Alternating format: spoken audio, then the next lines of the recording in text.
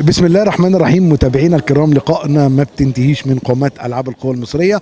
معنا ومع حضراتكم كابتن فتحي مناع، عضو مجلس اداره الاتحاد المصري لالعاب القوى، على هامش ختام منافسات موسم 2024 بطوله الجمهوريه الكبار. كابتن فتحي، اهلا بحضرتك. يا اهلا بيك، يا اهلا بك اسامه، ومرحبا بيك ومرحبا بكل الاخوه وكل الاخوه اللي بيشوفونا، اهلا بيهم وكل عام وهم بخير وسنه طيبه جميله كده عليهم وعلى مصر جميعا ان شاء الله. كابتن فتحي، النهارده خلاص نهايه منافسات بطوله الجمهوريه الكبار، وهي اخر بطوله في موسم 2024، وشفنا منافسات ساخنه وشفنا ارقام جيده وشفنا حاجات مبهره جدا جدا تمت في بطولات الجمهوريه هنا على ارض اسكندريه. راي حضرتك؟ والله النهارده فعلا شيء جميل جدا ان احنا نلاقي، رغم ان كان في بعد شويه، ان احنا نلاقي فيه ارقام كتيره وارقام اتحققت، ونلاقي فيه فعلا منافسه جديده شفناها في جميع الايفنتات، منافسه كبيره بنين وبنات، وشفنا ارقام اتحققت في 20 وارقام 18 وارقام درجه اولى. فبصراحه شيء جميل واحنا مبسوطين جدا كاتحاد، وده ان شاء الله ده نعتبر البدايه والجاي افضل باذن الله.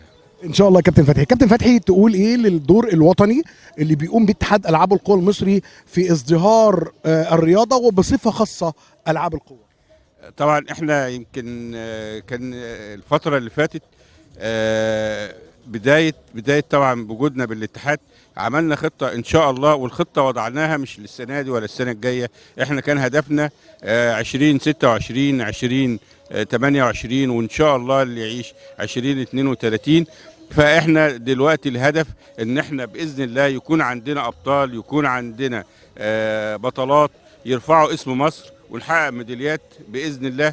وده يعني بدانا في خطوط كتيره جدا، ومشينا في كذا اتجاه، منها الملاعب، منها الخطط، منها مخاطبه نفس اللاعب واولياء الامور. يعني ماشيين على كل الاصعده اللي هي ان شاء الله تمكننا ان احنا نعمل بطل باذن الله الفتره الجايه وتفخر بيه مصر، ويكون في سبيل ان احنا نرفع اسم مصر عليا باذن الله. كلام جميل ومحترم جدا جدا من الراقي كابتن فتحي مناع، عضو مجلس اداره الاتحاد المصري لالعاب القوى. تشرفت بحضرتك. متشكرين جدا، وشكرا لحضرتك، وشكرا للدور الكبير اللي انت بتقوم بيه وبتعايش الناس كلها جوه البطوله، سواء قريبين او بعيدين، بس بنعيش بيها حتى لو الواحد مش موجود. وجود الكابتن اسامه بيخلينا ان احنا عايشين جوه الحدث. كلام كبير عليا، وانا بشكر حضرتك بصفه شخصيه. شكرا لحضرتك جدا. تحياتي. شكرا لحضرتك.